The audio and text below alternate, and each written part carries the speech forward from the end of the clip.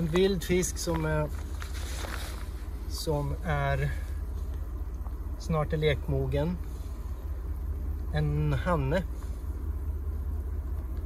Och vilken var flugan? Om inte kältiräkan. Fin. Det är ju en fantastisk kondition på dem. Nu. Ja. Ja, det var första havsöringen för hösten på 1 september. Alltså den allra första fisketuren. Andra kastet. En fin havsöring. Den här gången så var det en liten blank fisk som höll. Och det var ingen sån där riktigt trim störing utan en liten smalare. Ja, men den är fin kondition. Men...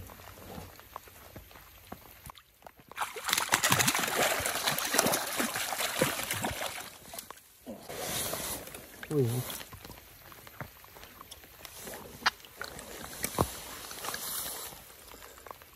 Ja, kälträkan är förstås. En liten svag nyans av lekfärg.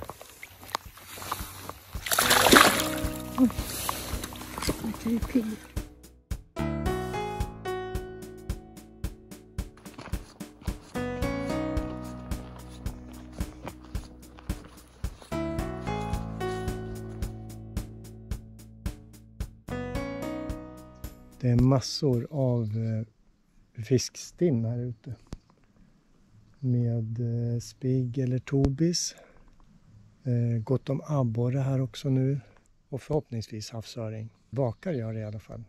Ja, där ute var det ett större vak. Jag undrar om det kanske var havsöring. Det kan ju vara id också. Och nu vakar det bakom ryggen på mig.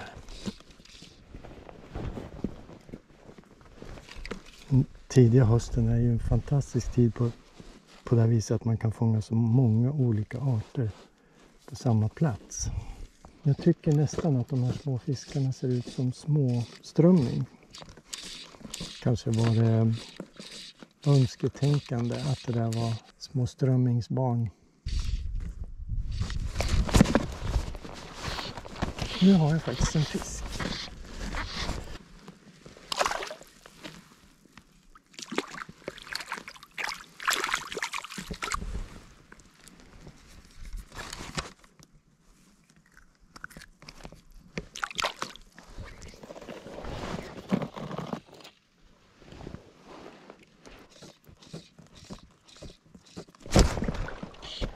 Nej, till abborre. Fina fiskar är det. Det är ju roligt att se att de finns.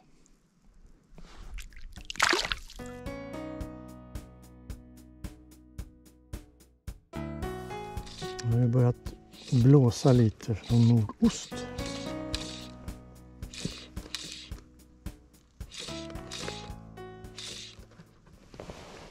Oj, här kommer en havsörn.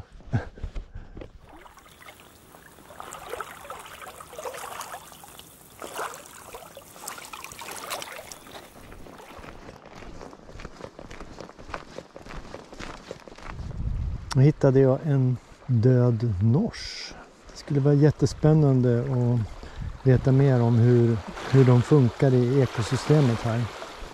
Nu är öringarna på gång. Hoppade en öring här precis utanför, precis när jag stängde av kameran. Det var lite synd.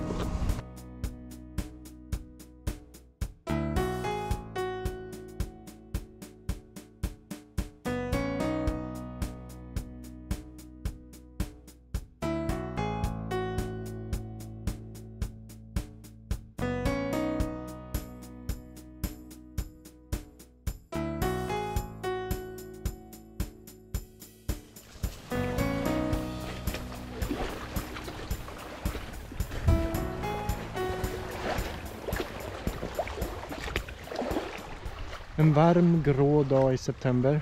Fint fiskeljus. Jag har kommit ner här nu mitt på dagen, vilket gör att man kanske tänker att kanske inte jättestor chans, men ljuset gör ju faktiskt att chanserna ökar.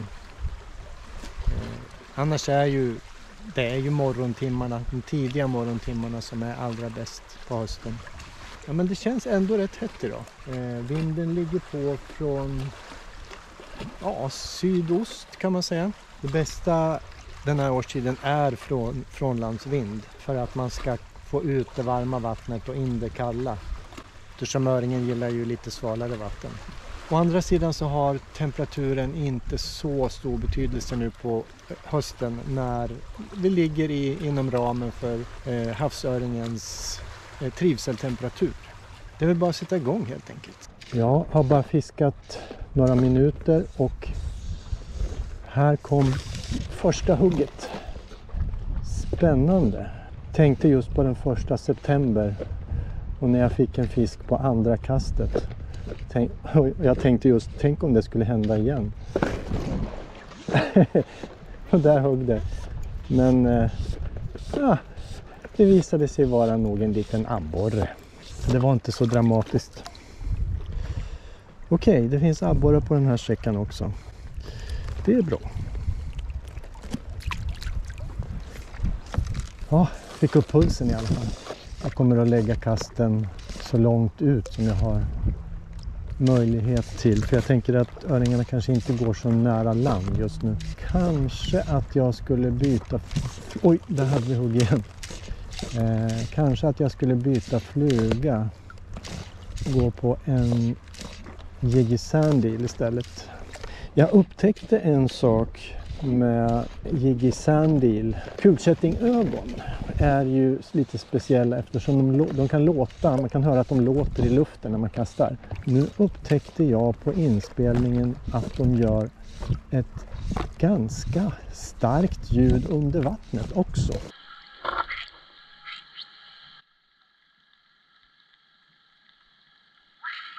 Vilket ju kan göra att fisken hittar dem bättre. Sen är ju frågan om de tycker om ljudet eller om de tycker att det är otäckt. Så kan det också vara. Men den flugan har ju varit väldigt effektiv. Så jag antar att de gillar ljudet. Eller åtminstone, ja de kanske är hugger för att de tycker det låter för jävligt. De måste döda det lilla djuret.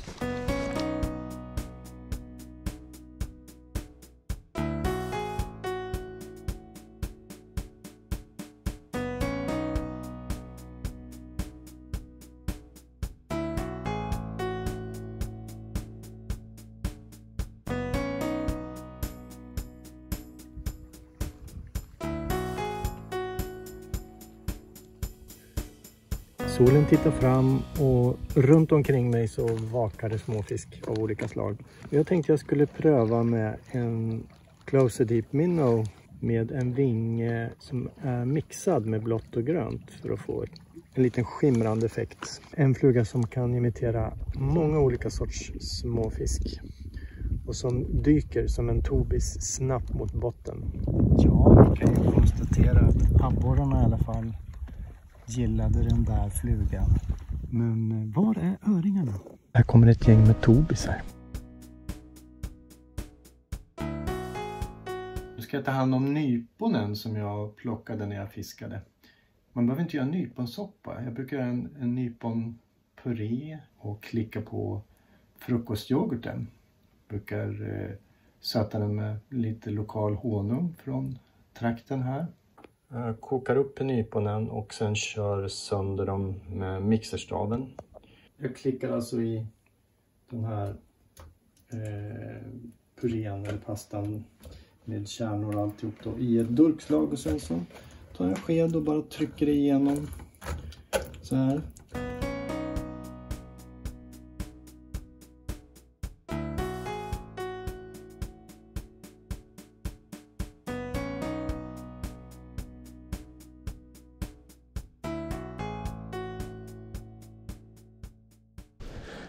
Jag tyckte förut att jag såg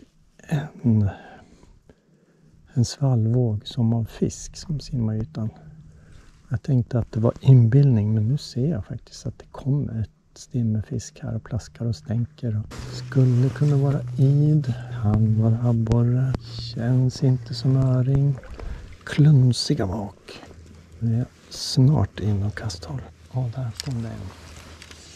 Ja, det är fan. Ja, det måste vara id. Kommer hägen också. Jag är lite inspirerad. Jag ska sätta på en kobberbasse. Får vi se. Nu är det bara att lyckas lägga flugan precis framför en av de där fiskarna. De är runt omkring mig nu.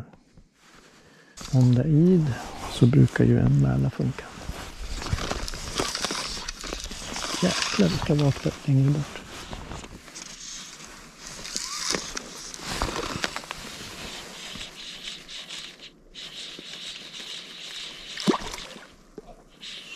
Shit.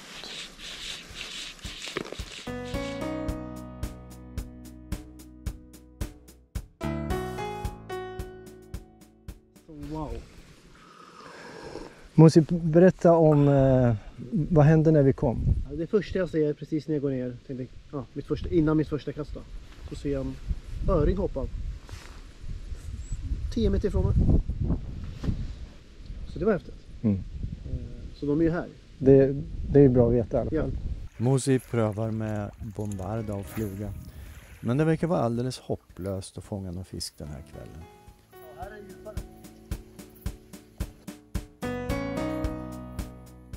Det är ganska typiskt att fisket är bra i början av hösten och att det sen följer en lång period med svårare fiske.